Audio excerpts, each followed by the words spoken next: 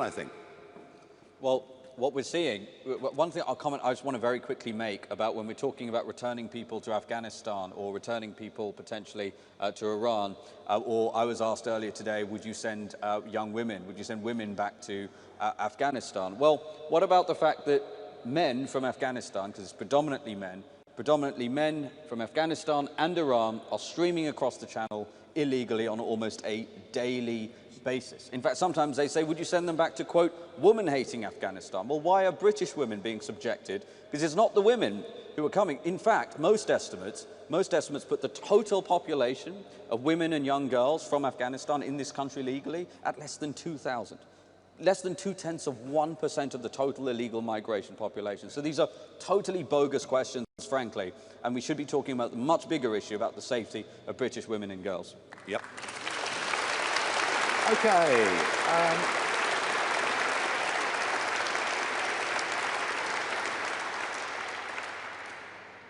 I think one of the most interesting things about this press conference and about the media the last few days is the questions that are being asked about the practicalities of individual pieces of implementation. What I notice, there's very little pushback from the media against the idea that we really are in very, very big trouble in this country. And I think every one of you know, it was interesting, I thought Andrew Neil's piece in the Mail on Saturday was very reflective. I think everyone understands we have a massive problem here.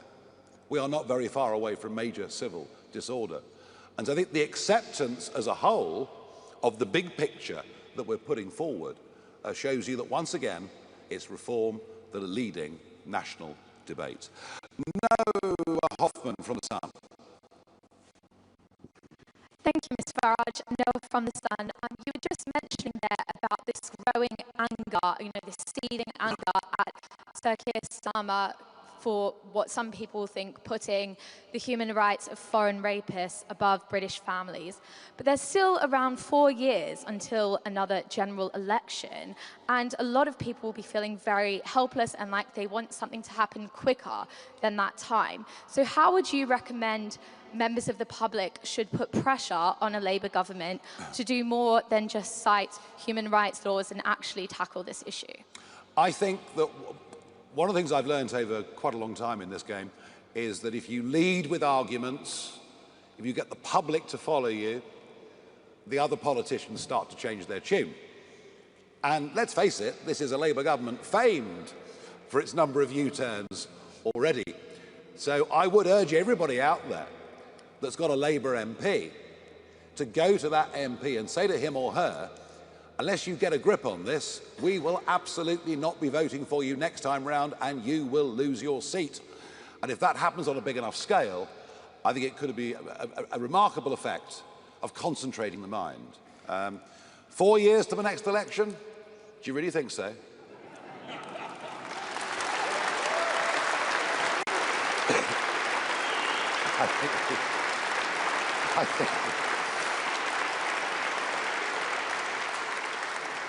I think the 30-year bond market is giving us a somewhat different indication, particularly as we have a Chancellor of the Exchequer dubbed famously by my colleague Lee Anderson as Rachel from accounts, who is clearly desperately out of her depth.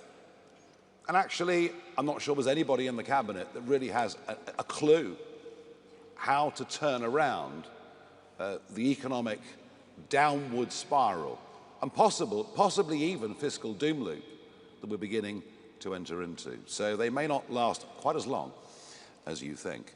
Martin Beckford from the Mail.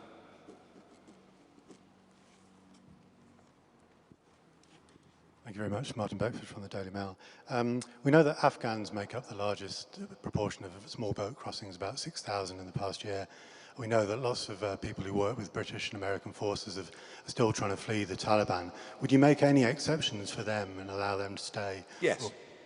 You would? Yes, absolutely. Right. There were brave Afghans who supported the British forces and American forces during that 20-year war, who, of course, absolutely, of course, deserve recompense for the enormous risks they took. And by the way, Martin, just bear this in mind. This country has taken 500,000 refugees since the Brexit referendum. This country is not closed-minded to groups that genuinely face persecution, to groups that genuinely are refugees. We just don't believe, by any traditional definitions of a refugee, we just don't believe those people crossing the English Channel, or at least very few of them, tick that box. Carry on. Will you have a scheme continue some of the resettlement schemes? Yes, because once again, the whole thing's been messed up beyond all belief. The list of a couple of thousand interpreters becomes a list of 100,000 people. The whole thing gets leaked.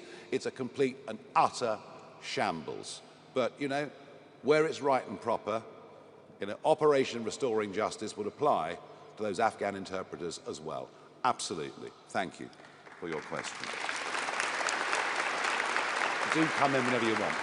Can I just very quickly mention, to the degree someone wants to make the case for legitimate asylum claims, as no doubt some may exist, those can only ever be taken seriously when you have a secure border and you actually have control about who's coming. This is one of the biggest problems. I put it to you that an infinitesimal number of the Afghans who are crossing the Channel illegally serve with our military bravely.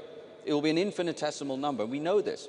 So again, this is a big part of what reform is going to do. If you don't have a border, you don't have a country. If you don't have a border, you don't have an immigration policy. We can talk about it all we want. Quite, absolutely, absolutely. Michael Knowles from the Daily Express. Thank you very much. Your operational plan speaks about a 6-month voluntary return window. Can you spell out why you're going to do that and why it precedes the large-scale raids? Well, because there's a nice way of doing this, and there's a very tough way of doing this. And if people think, crikey, you know, they're breathing down my neck, they're actually going to catch up with me and deport me, I might as well take the offer of £2,500 and a free, comfortable flight back to my home country. Difficult to assess just how successful that will or will not be. But if you think, you know, this time next week they're going to be knocking on my door, I suggest quite a few people might take that up. And I think that is, you know, that is part of our sort of carrot and stick approach to individuals illegally in Britain, but equally to other countries as well. Yeah. You know, we will try to make it easy. And after all, the countries we're talking about, we're giving nearly all of them foreign aid anyway. So there are ways that we can offer them constructive deals to take back their people, or we can get tougher by applying diplomatic or economic pressure. Can I just add as well that it's also much cheaper, frankly, and I might stick in the throat a little bit paying people who are coming illegally, but if you look at the Department of Homeland Security, you've looked a lot at what the Trump administration has done.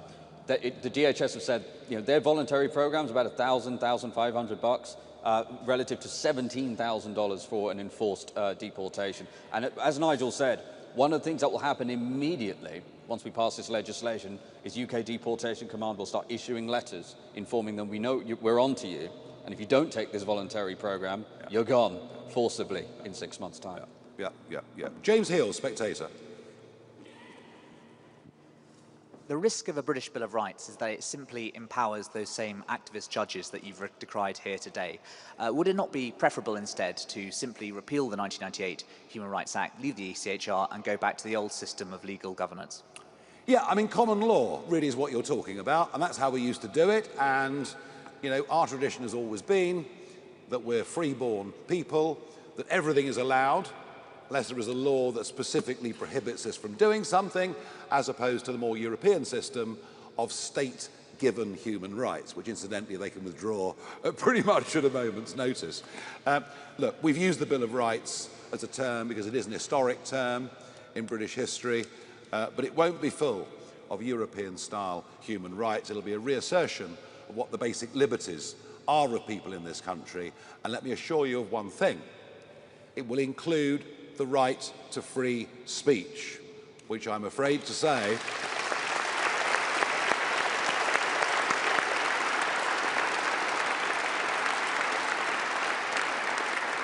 and yes, we all want to protect children, but I'm afraid to say that the recent legislation, the Online Safety Act that has come in, is already genuinely curtailing free speech in this country in a way that I think is deeply, deeply alarming. Aubrey Allegressi from The Times. Hello, Mr. Farage, Aubrey Allegretti from The Times. There are a very few number of disused or surplus RAF bases. So to prove that this plan is viable, can you name any that you would use, either to hold migrants or to operate deportation flights from? And would they, for example, include RAF Scampton? And if I may, why do you want these powers to sunset after 5 years? Is it because you're concerned they could be used by a future government in a way you don't foresee?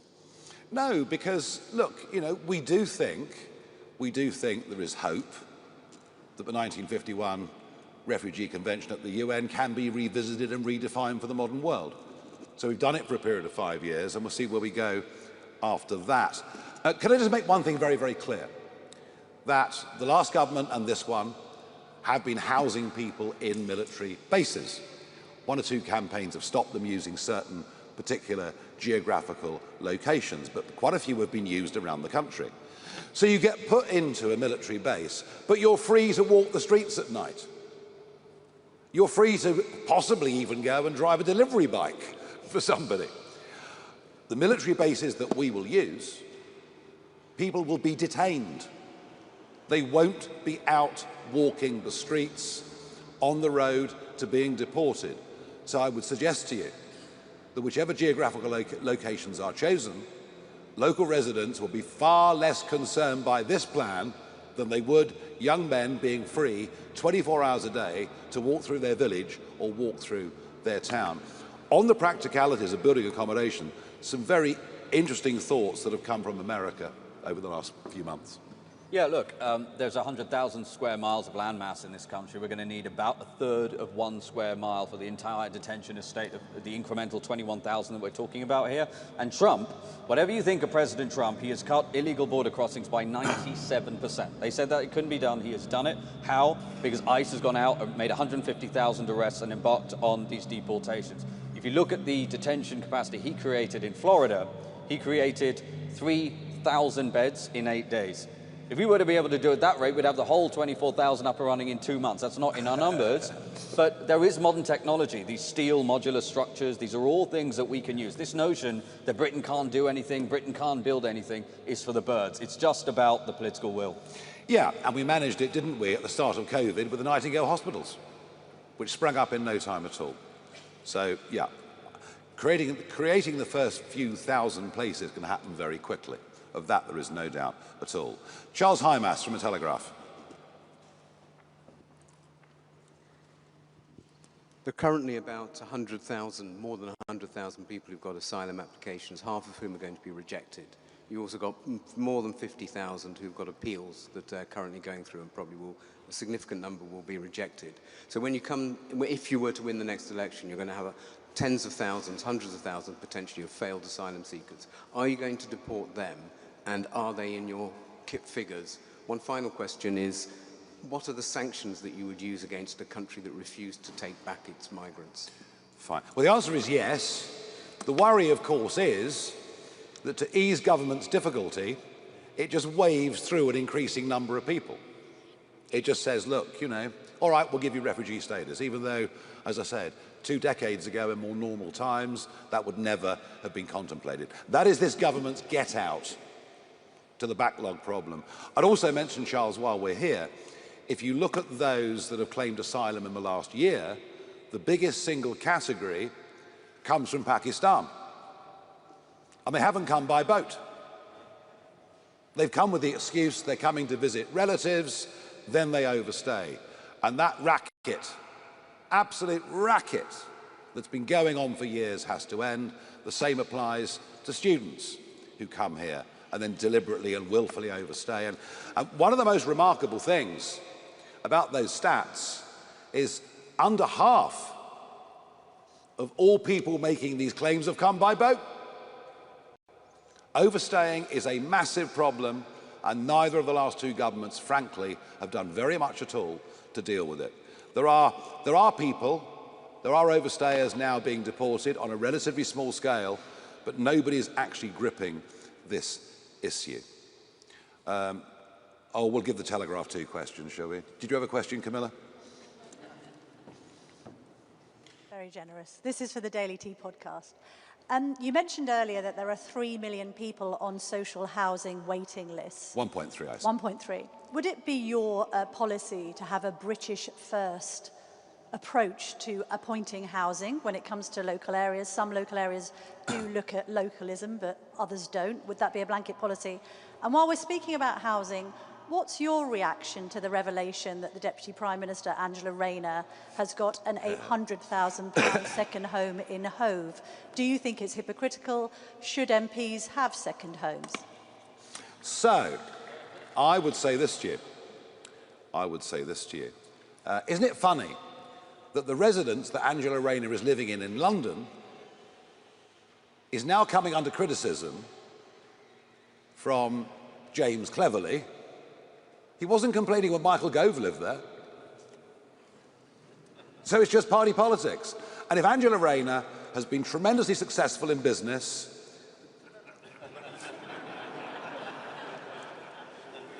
and managed to acquire a property portfolio and done it properly, well, jolly good luck to her. And this whole sort of hair shirt approach, I mean, I think probably most of the press want politicians in sackcloth and ashes, would like us all to go vegan and give up drinking. Well, it's not happening here. That I can assure you. Do you want to answer the other bit or not? That was the other bit. We are opposed to two-tier justice within our country. We are opposed to two-tier policing within our country. We are opposed to two-tier sentencing. We've just seen Lucy Connolly coming out of prison as Ricky Jones walks free. And yes, I know the circumstances were different.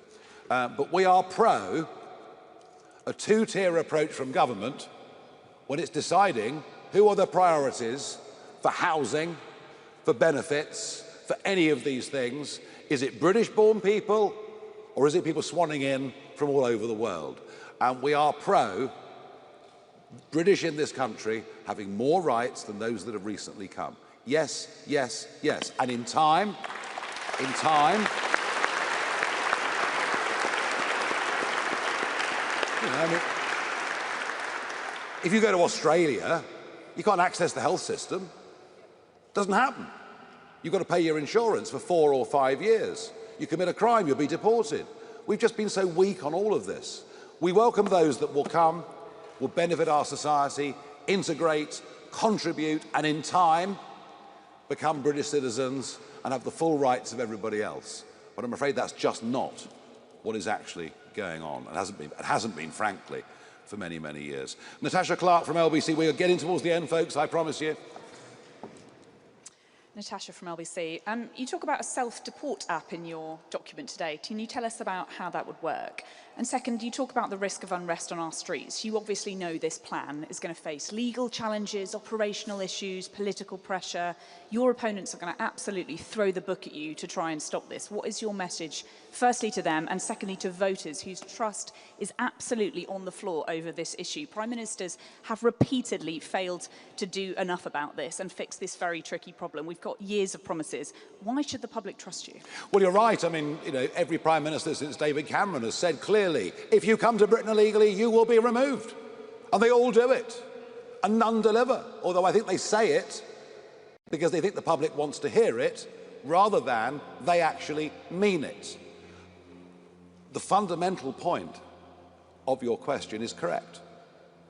That the social contract that exists in this country between those that work and pay their taxes and those that govern them is at a very, very fragile moment.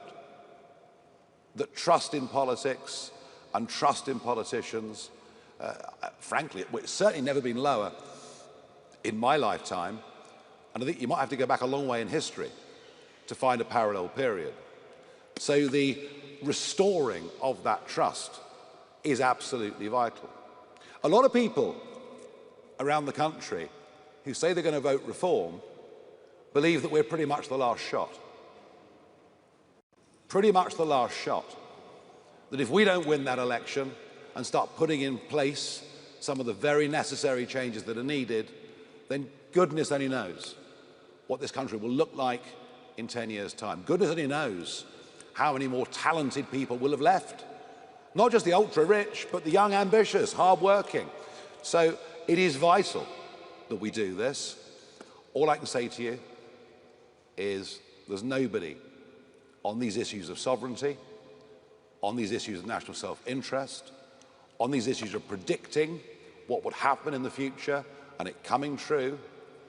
There is nobody more determined to do this than me.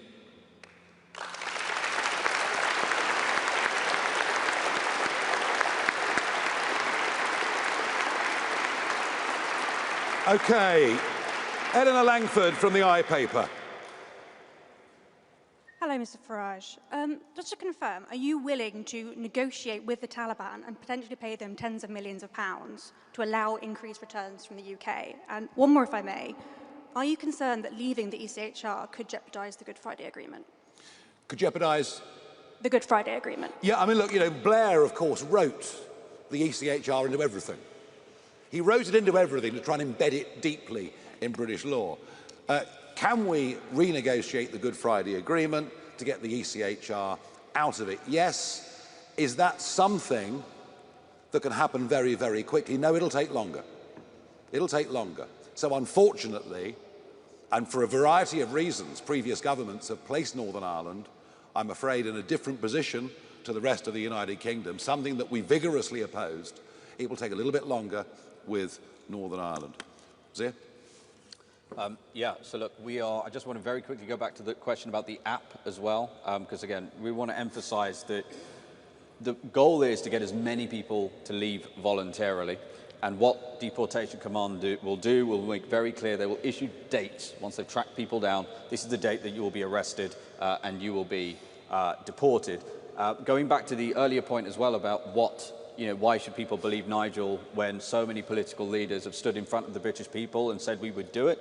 Well, one of the signs that this is going to work is how, number one, the human rights lawyers, the so-called human rights lawyers, are furious. That's a really good positive indicator that this plan will work, because these people, there's an industrial complex. I've seen this in courtrooms, an industrial complex of so-called human rights lawyers who defend the human rights of foreign citizens at the expense of British ones. And to James Heal's question earlier about the British Bill of Rights, I will tell you this. The draftsmen who put this legislation together have been under a very, very clear and strict instruction. When Nigel's the Prime Minister, there will not be a judge in the country that will be able to prevent a single plane from departing. And that is why...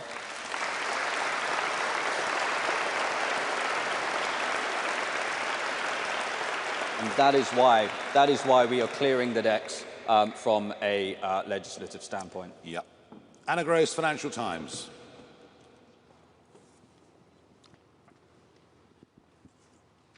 Thank you.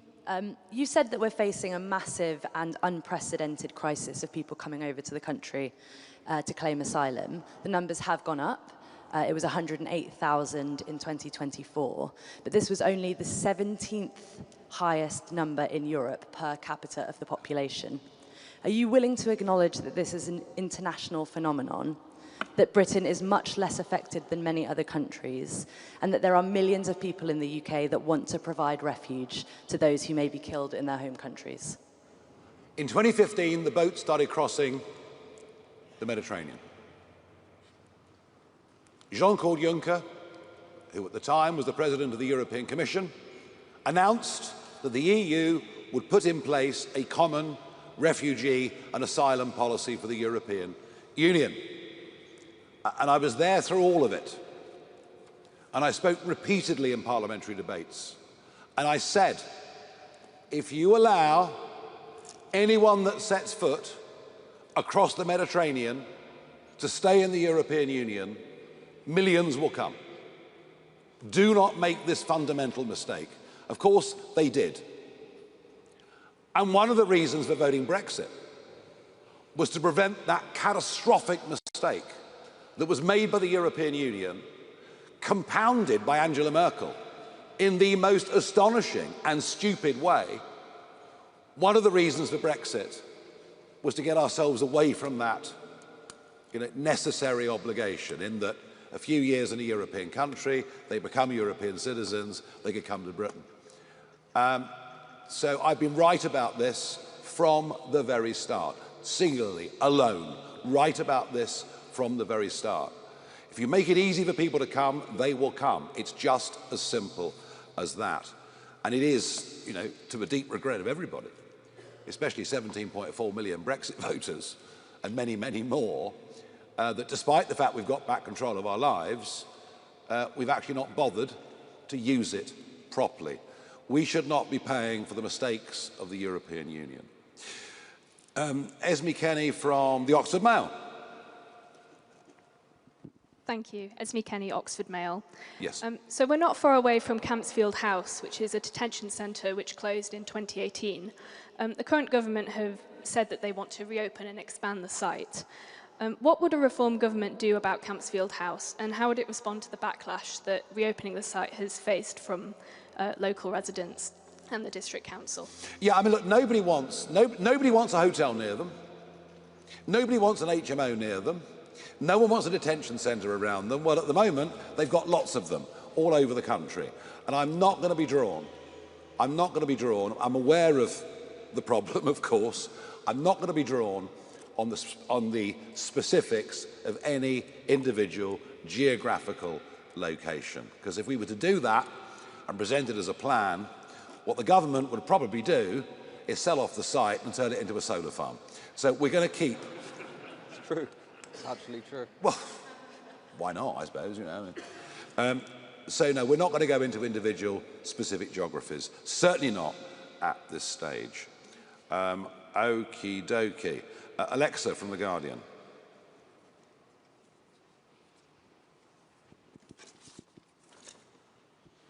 Thank you. Elisa Addy from The Guardian. Misspelled, sorry. Yeah. Sorry.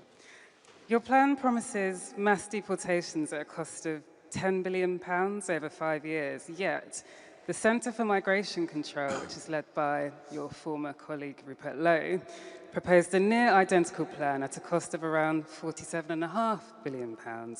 So why do you believe you can deliver the same scale of deportations for less than a fifth of that price? Because Zia's really good at maths. Okay, right, now, the last question. The last question of this conference goes to David Burke of the Daily Mirror. This is the last one. David, where are you? Thank you very much, Mr. Farage. Last year you said that Judeo-Christian values were at the root of everything in this country. You've previously called for a muscular defence of Christianity. We saw under the Tories, the Church of England bishops were probably among the most vocal critics of the Rwanda plan when it came to the Lords. It seems, frankly, ludicrous that they'd fall behind sending people to the Taliban, to Eritrea, to Iran and so forth. If you found yourself in a position where senior Christian leaders opposed the plans on moral grounds, are you prepared to say, I don't care, and do it anyway? And if so, isn't there a hypocrisy built into that? Well, look, I mean, you know, whoever the Christian leaders are at any given point in time, I think over the last decades, quite a few of them have been rather out of touch, perhaps with their own flock. Given the types of people appointed to be the Archbishop of Canterbury, that's probably the biggest understatement of the day. We believe that what we're offering is right and proper. And we believe for a political party that was founded around the slogan of family, community, country, that we are doing right by all of those things with these plans we put forward today. Somebody else asked me a moment ago about the pressures from the establishment that we'll face. Yes, of course there'll be pressures from the establishment. Of course there'll be condemnation from all sorts of parts of society. But no big, fundamental change that advances people's lives ever comes without a battle against the establishment, a battle against the existing interests, as Zia mentioned a moment ago, the human rights industry, etc. Some of this will be hard, but that's why we have to get a proper mandate for it at an election, and it's why I believe that as a result of what we're doing today, the general centre of gravity of this debate will move considerably between now and the next general election. And I think a lot of people who maybe now are criticised, I've noticed actually one or two commentators, you know, who would have been, even a handful of years ago, would have said really quite vicious things in their commentaries about these proposals, are now saying, well, you know what, actually, you know, I can't walk down the King's Road and wear jewellery anymore. You know, something fundamentally is going wrong. This feeling that we're living in broken Britain. And this is, of course, but one part of broken Britain, but it's the most visible part. And it's the part that is leading to the greatest anger in the country. Right, can I say thank you very much indeed, everybody? Well done.